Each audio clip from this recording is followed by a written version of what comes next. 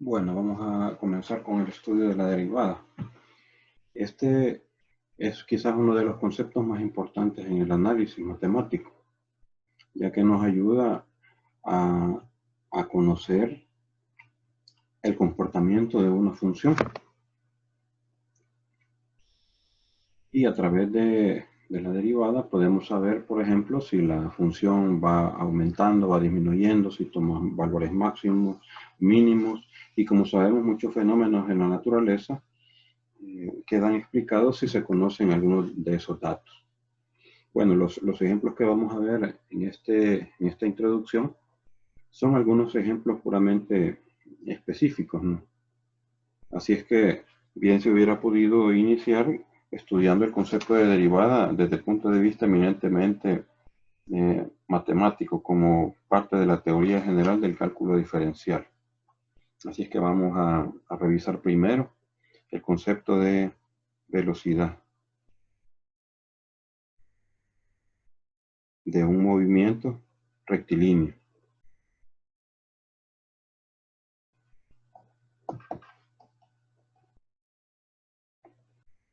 Ese va a ser la primera situación que a lo mejor dio origen al concepto de la derivada. Supongamos que tenemos un punto, ¿no? Material, digamos,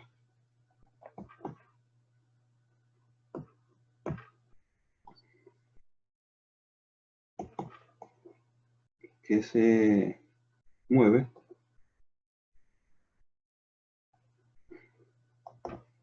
siguiendo una, una recta y sea, pongamos, una función de posición.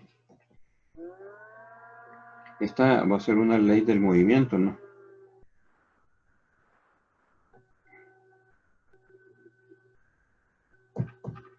Que indica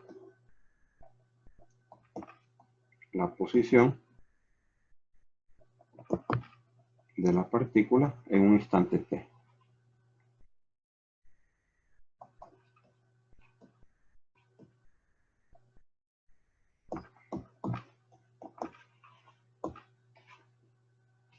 Bueno, es decir que vamos a tener algo como en esta gráfica, ¿no? Tenemos esta función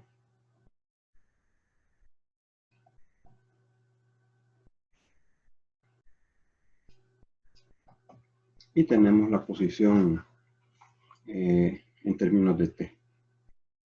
Entonces, vamos a considerar un intervalo de tiempo, ¿no? Pensemos en que esté en un valor t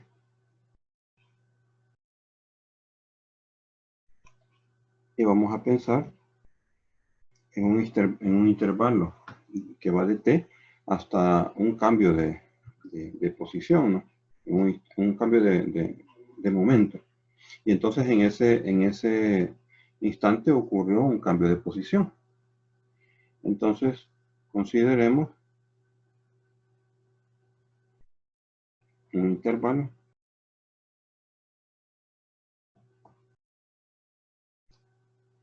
de tiempo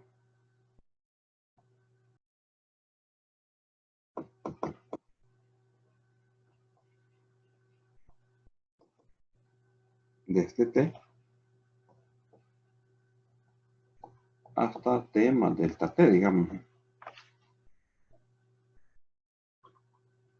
Es decir, que tenemos un intervalo de longitud delta t.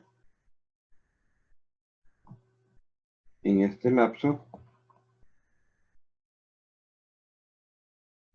el espacio recorrido, digamos, ¿no? Se incrementa en, digamos, un delta S. Es decir, para un cambio de tiempo hay un cambio en la posición. Y esto va a estar dado por un cambio en la función de posición, ¿no? Que es f de t más delta t menos f de t. Así. Hagamos una observación. Notemos que la posición puede ser positivo o negativo, dependiendo de las características de f, ¿no? Dependiendo de f.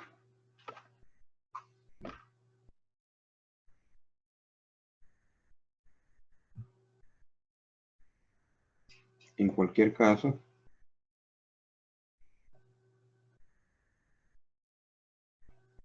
delta S, aquí me refería al cambio de posición.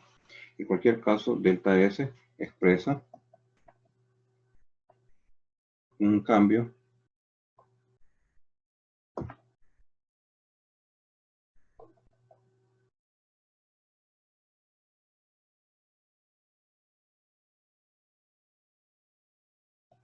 en la distancia recorrida.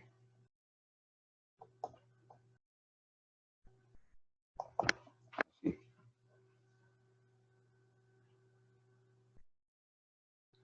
Bueno, si el movimiento puede ser uniforme o no uniforme, en términos de que la rapidez de la partícula cambia o si se mantiene fija. Entonces vamos a distinguirlo, ¿no? Si el movimiento es uniforme,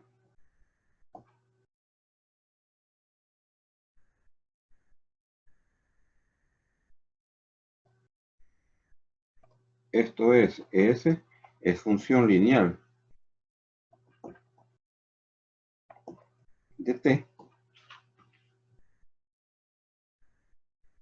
de la forma, digamos, una función lineal, ¿no? B sub 0 por t más S sub 0. Entonces, tenemos que el cambio de posición, en este caso va a ser B sub 0 por t más delta t más S sub 0 menos B sub 0 por t más S sub 0. Y eso da B sub 0 por t más B sub 0 por delta t más S sub 0 menos B sub 0 por t menos S sub 0. Lo cual al simplificar queda simplemente B sub 0 por el cambio de instante, ¿no? O delta t. Así el diferencial del tiempo. Entonces, tenemos que la velocidad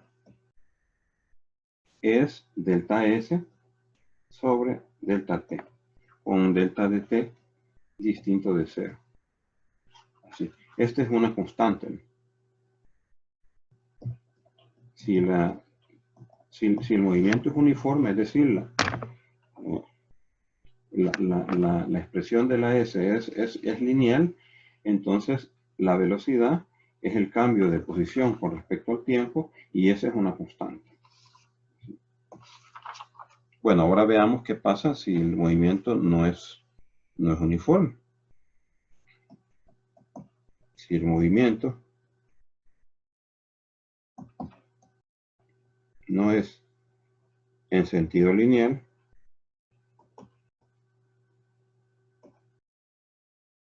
es decir,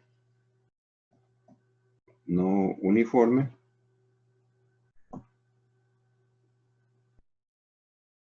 delta S sobre delta t depende del instante t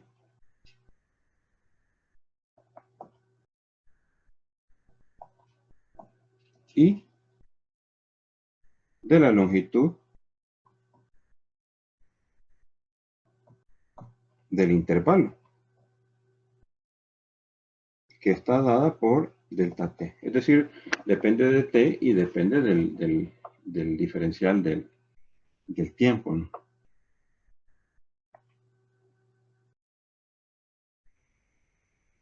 En este caso, delta S sobre delta T se denomina velocidad media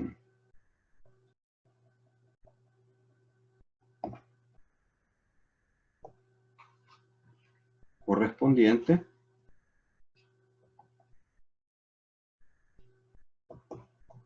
al intervalo de tiempo desde T hasta delta T. Eso es lo que tenemos. Desde T hasta delta T más T es aquí. Recordemos que el intervalo lo tomamos haciendo un cambio en la posición de T, de longitud delta T, así.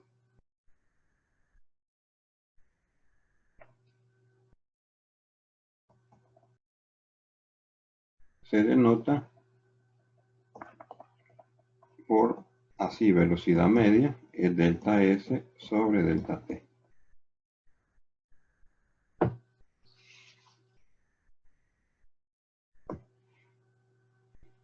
Bueno,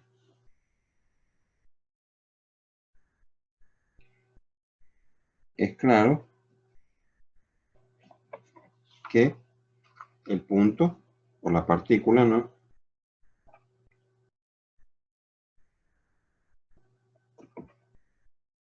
puede moverse en diferentes formas, ¿no?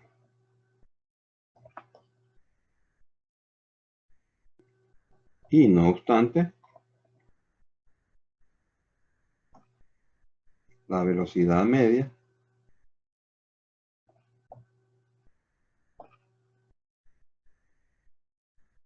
que llamamos Vm para un mismo intervalo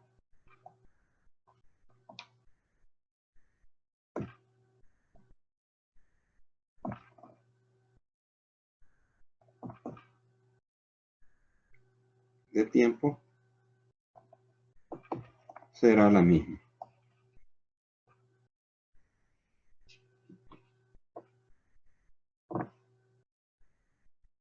Significa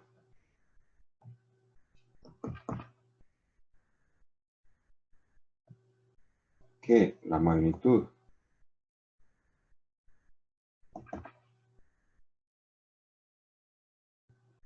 V sub m no caracteriza al movimiento, ¿no?,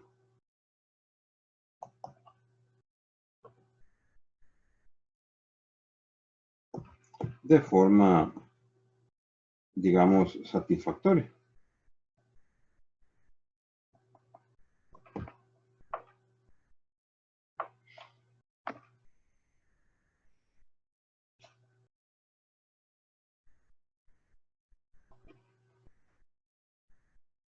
Además, para un mismo instante,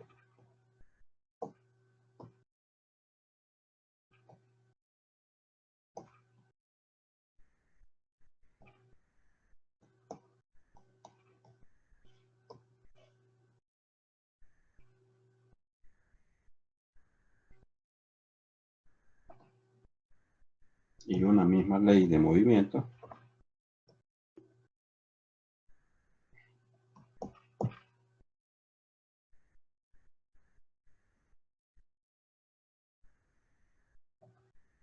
hay diferentes valores de la velocidad media.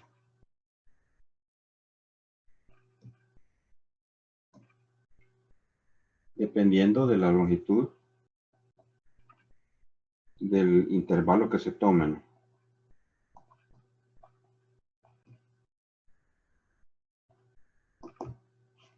Delta T del intervalo que se tome. Porque dijimos que dependía de T y de delta T, ¿no? Entonces, lo que se hace es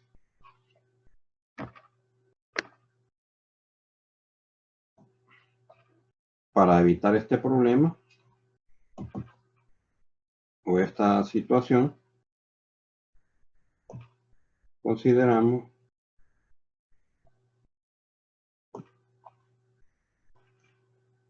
el caso en el que delta t se hace pequeño, ¿no? Porque así los intervalos se van a parecer en su tamaño, porque van a ser extremadamente pequeños. Y obtenemos la llamada velocidad instantánea, ¿no?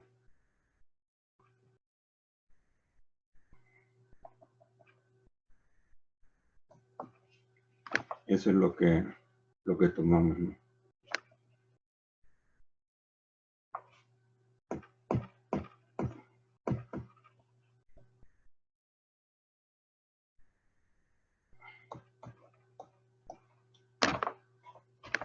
Así podemos poner una definición.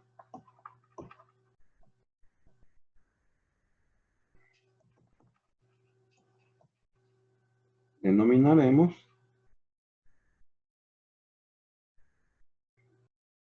velocidad instantánea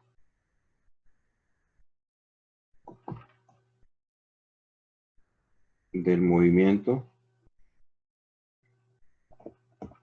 rectilíneo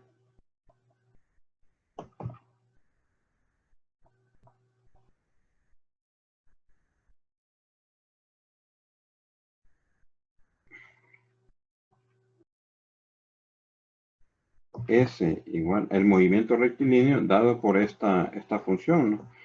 F es igual a f de t, igual en el otro caso, ¿no? Entonces vamos a llamar velocidad instantánea al límite que le vamos a poner de esta forma, el límite cuando delta t tiende a 0 de la velocidad media. Y esto va a ser el límite cuando delta t tiende a 0 de delta s sobre delta t. En otras palabras, esto es el límite cuando delta t tiende a 0 de f de t más delta t menos f de t sobre delta t. Y suponemos que este límite existe. Aclaremos aquí, ve, cuando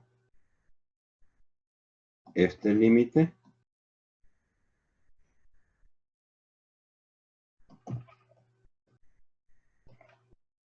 y delta t no es 0, ¿no? Para que tenga sentido. Así. Pudiéramos ver un caso, ¿no? Por ejemplo,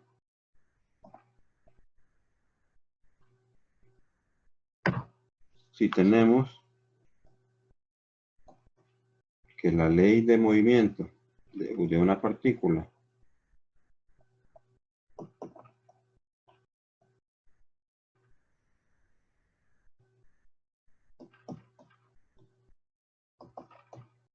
está dado por, pongamos una función que es s igual a 5t cuadrado. Entonces vamos a calculemos la velocidad en el instante t. Igual a, digamos, en 3. Sí, la longitud es medida en metros y el tiempo en segundos. Veamos, entonces como dijimos que la velocidad instantánea, porque es la velocidad en un momento dado, es el límite de delta t, de la velocidad media, cuando delta t tiende a 0, y la velocidad media dijimos que era delta s sobre delta t, y esto es el límite cuando delta t tiende a 0 de la función evaluada en t más delta t menos la función evaluada en t sobre delta t. Y aquí podemos hacer el cálculo, ¿no? Vamos a escribirlo aquí. Delta t tiende a 0 de 5 por t cuadrado más 2t delta t más delta t al cuadrado menos 5t cuadrado sobre delta t.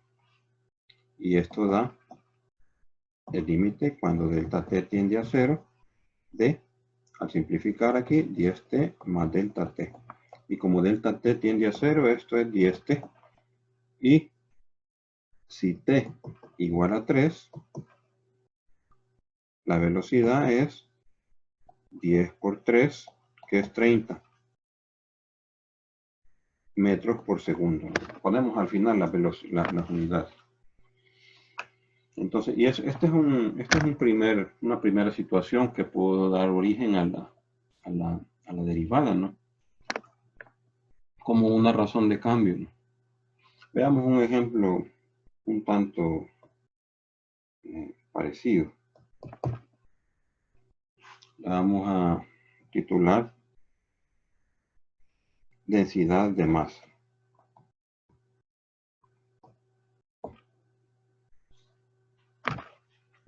Ahora vamos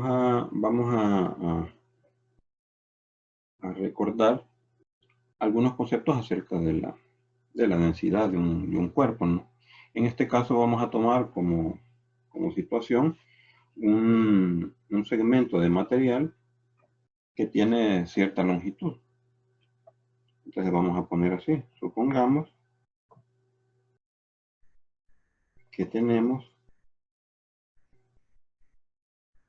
una, digamos, línea de material, de alguna clase de material, ¿no? Por ejemplo, pudiera ser un hilo fino de algún material. Va, entonces la longitud, digamos S, de la porción de hilo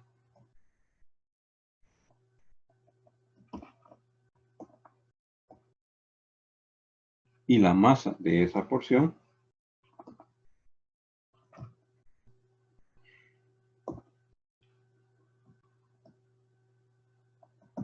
de esa porción. Vamos a escribir bien esto.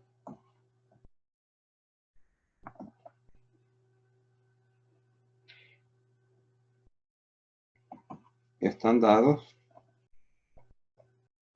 digamos, por una función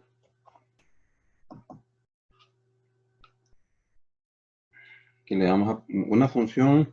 La longitud va a estar dada por una función en términos de la masa, ¿no? Una función phi, llamemos. Que esta función phi puede ser una función cuadrática, una función cúbica, a saber, ¿no? Pero lo que sí es que la longitud depende de la cantidad de masa que tengamos, ¿no? Y así vamos a poder hacer el hilo. Según la cantidad de masa, si va a ser de largo el hilo, ¿no?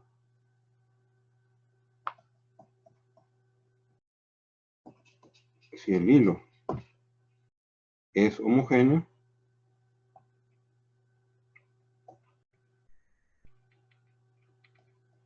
es decir, si la masa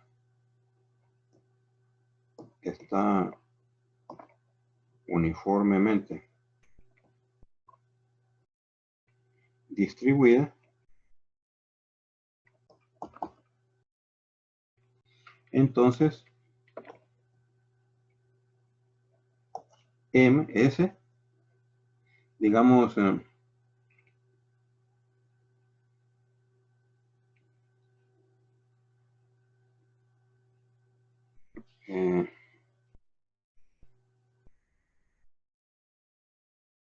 M es una, o más bien al revés es aquí, S es una función lineal de M.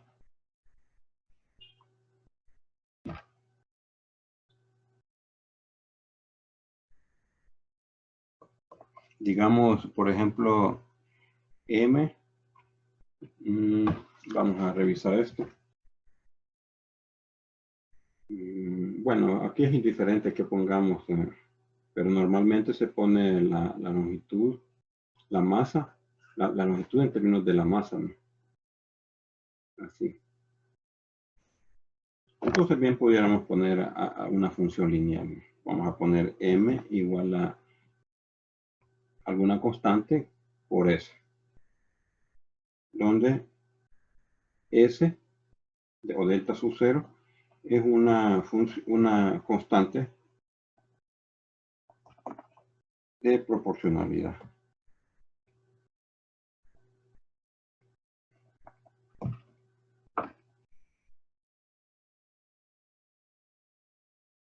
Aquí quizás mejor de una vez hubiéramos puesto al revés, ¿no? También podemos considerar así, ¿no? A considerar de que M es una función de la longitud también, porque quizás vamos a preferir usar esta segunda forma. Así.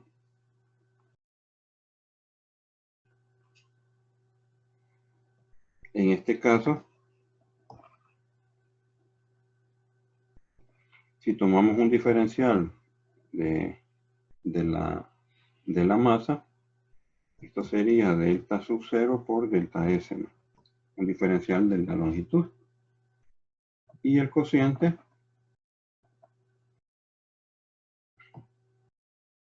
delta M sobre delta S con delta S distinto de 0 será constante, ¿no?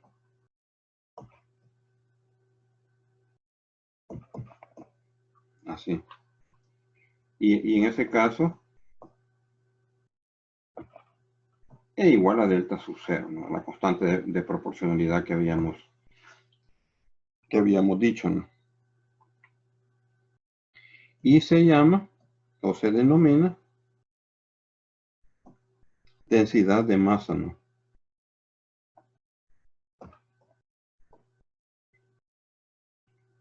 En este caso, lineal. Del material o de la línea.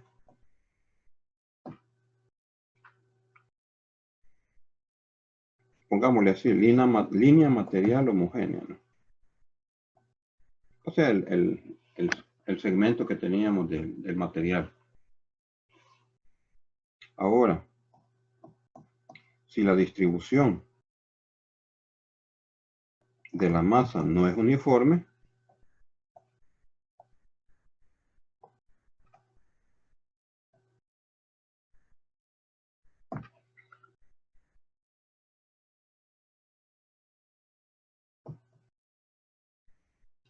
tomemos una porción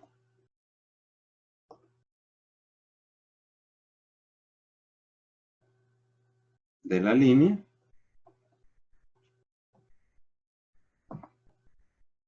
desde S hasta, digamos, S más delta S. Así. Desde una longitud S hasta una longitud S más delta S. Es decir, consideramos un intervalo de longitud delta S. En este caso, la variación de masa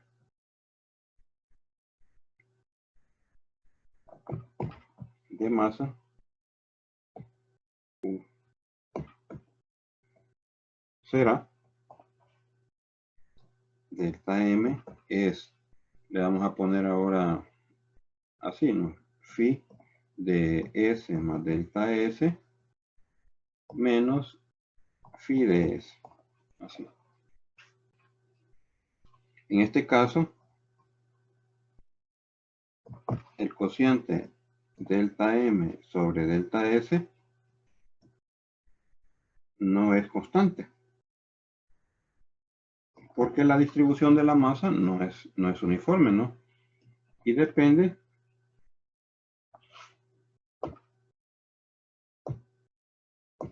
de la longitud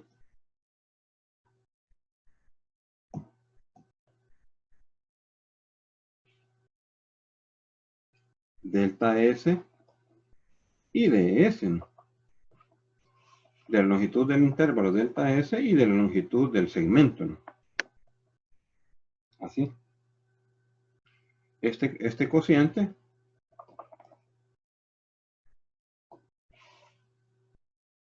delta M sobre delta S se llama densidad media, ¿no?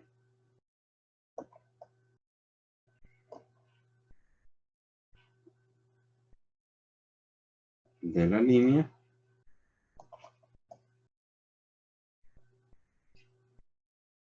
correspondiente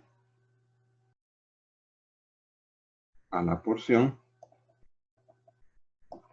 de longitud S más delta S. Y entonces le podemos poner así, ¿no? Densidad media es delta M sobre delta S. Y entonces aquí podemos hacer algo, ¿no?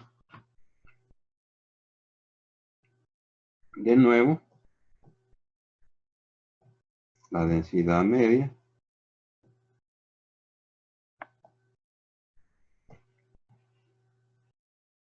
no caracteriza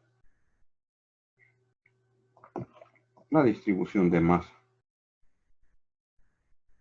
Lo mismo que pasaba en el caso de la velocidad, ¿no?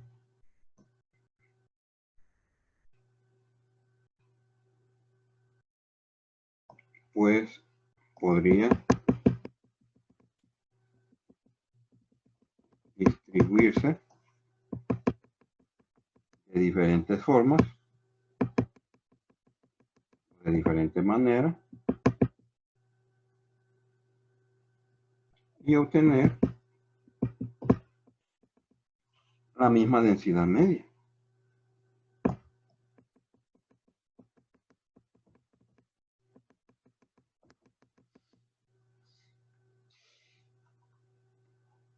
Bueno, entonces vamos a definir. Se define entonces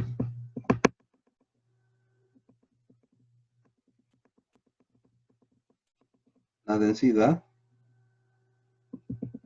en un punto dado, ¿no? De la línea, así le vamos a poner, de la línea de material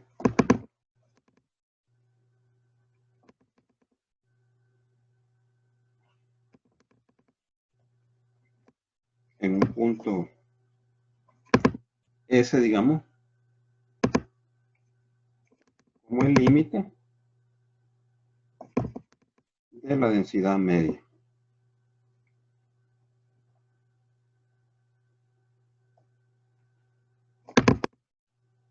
Cuando delta S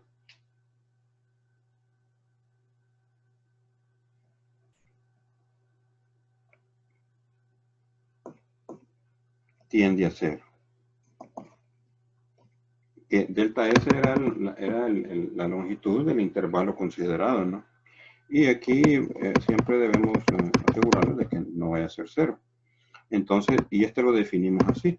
La densidad en un punto dado es el límite cuando delta S tiende a cero de la densidad media, y este es el límite cuando delta S tiende a cero de delta M sobre delta S.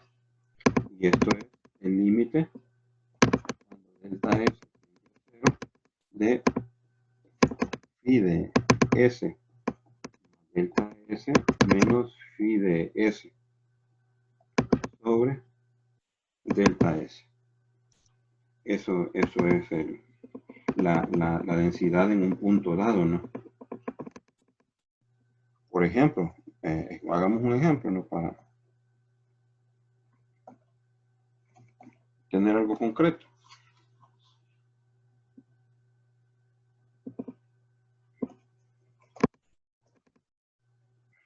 Y la masa en gramos de una barra delgada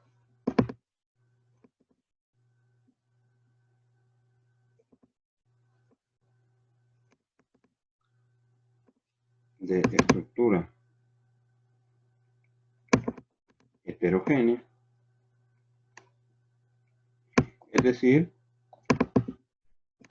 que la masa no está uniformemente distribuida, ¿no?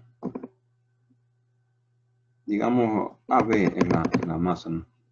Que mide 30 centímetros.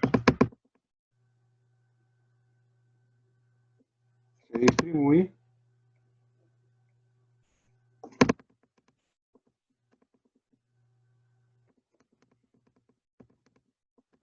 a esta ley, ¿no? Le vamos a poner que la masa es va en función de la longitud, es una función cuadrática.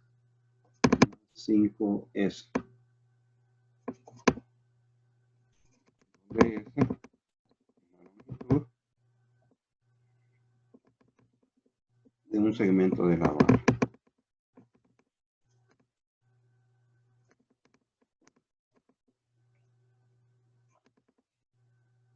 A partir de A. Es decir que tenemos un segmento así, digamos. Vamos a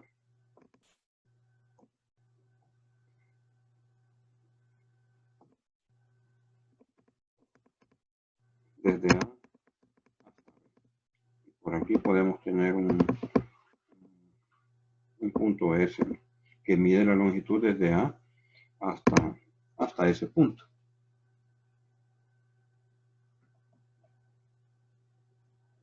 Entonces vamos a hallar la densidad lineal en el punto que dista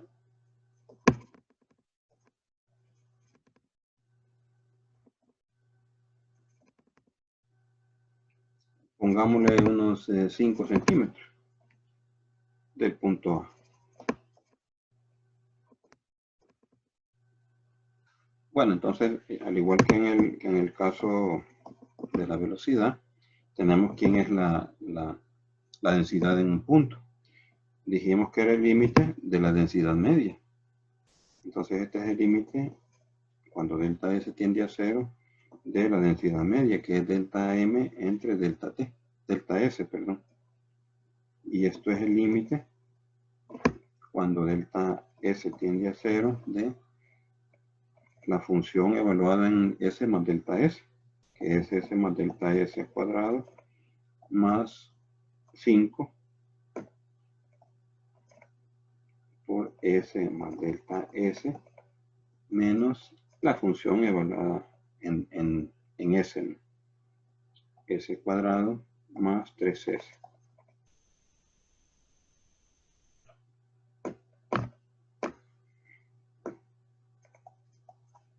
Sobre el diferencial de S.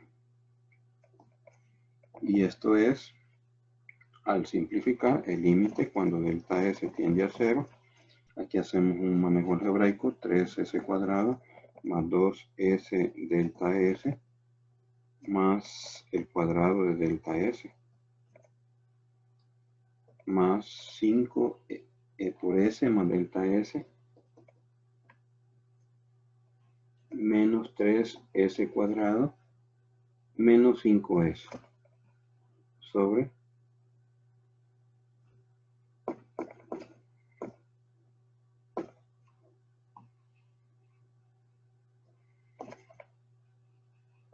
así. Y eso al simplificar queda el límite cuando delta S tiende a 0 de 6S más 3 delta S más 5 sobre delta, bueno, se cancela ahí. Y esto es como delta S tiende a 0, solo queda 6S más 5. Y como tenemos para s igual a 5, la densidad sería 6 por 5 más 5, que serían 35. Eso serían 35 gramos por centímetro, porque es la densidad. Este es el segundo caso que puede ocurrirnos. Ahora vamos a ver qué es lo que ocurre en una situación geométrica, ¿no? Que le vamos a poner así: construcción de la tangente de una curva en un punto. Vamos a ver. Vamos a ver una situación. Vamos a hacer un esquema. Consideremos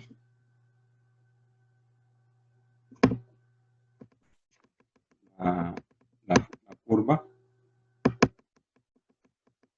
Vamos a poner y igual a f de x, que va a ser una función continua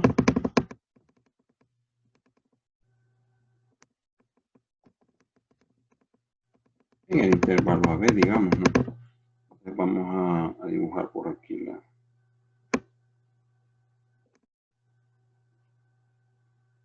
la función.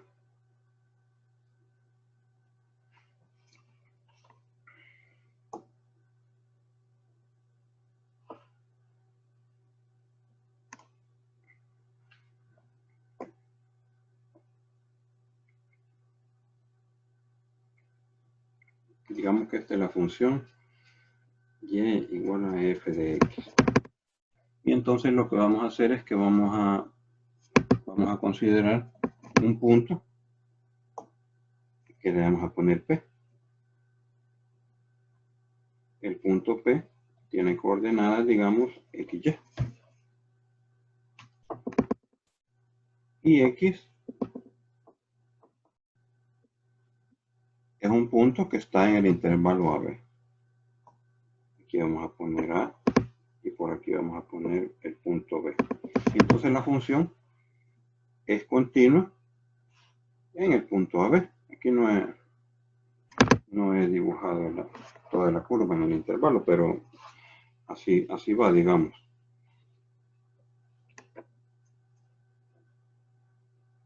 Ahora lo que vamos a hacer es que vamos a considerar un incremento de X a delta X. Entonces pongamos, como aquí tenemos el punto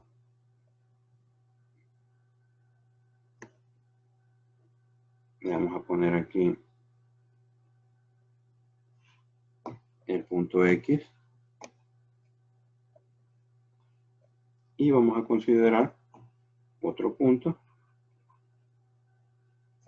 que le vamos a poner X más delta X. O sea que aquí tenemos una longitud de delta X.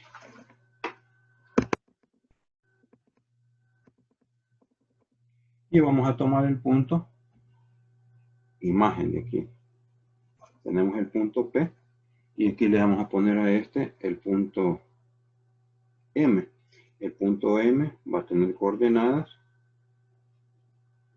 X más delta X. La coordenada en Y va a ser X. En X, perdón, va a ser X más delta X. Y la coordenada en Y va a ser f de X más delta X. Este es el punto M. Entonces vamos a considerar ahora la recta MP, que le vamos a poner de otro color.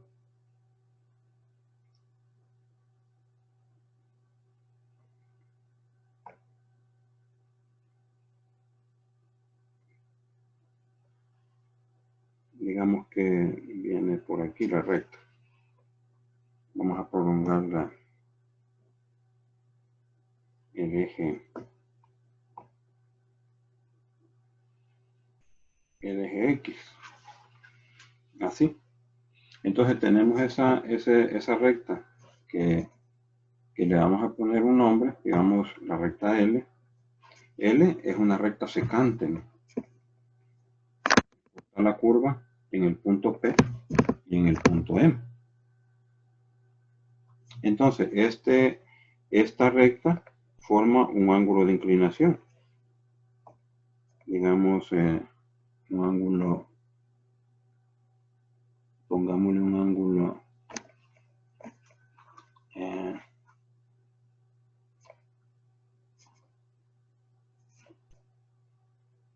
phi le vamos a poner, pero ese phi depende de delta X porque observen que se forma con el punto P y el punto M, pero el punto con el M tiene coordenada en X, X más delta X. O sea que si lo hubiéramos puesto en otra posición, hubiera cambiado este ángulo. Y ahora, si consideramos un punto de tangencia de esta curva, vamos a ponerle por aquí, le vamos a poner a esta L1 y a esta L2. Entonces, esta curva L2 tiene un ángulo de inclinación que le vamos a poner delta o phi sub 0 le vamos a poner, que es como que si hubiésemos movido el punto M hasta el punto P. Entonces, si hubiéramos movido el punto M hasta el punto P, nos queda justamente la recta en azul. Entonces tenemos este ángulo de aquí. Este ángulo que depende de delta X, y tenemos este otro phi sub 0 que no depende de nadie porque es justamente el ángulo que se forma con la tangente en el punto P.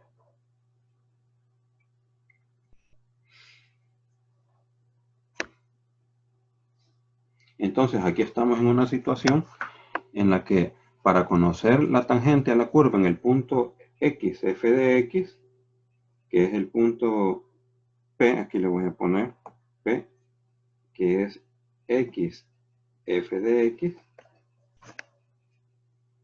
basta conocer el grado de inclinación. Entonces eso lo vamos a anotar a continuación. Para conocer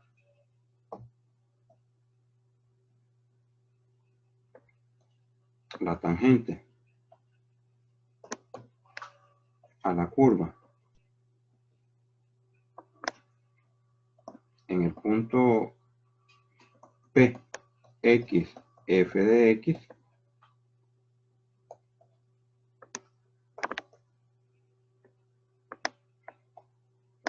su ángulo, vas a conocer su ángulo de inclinación.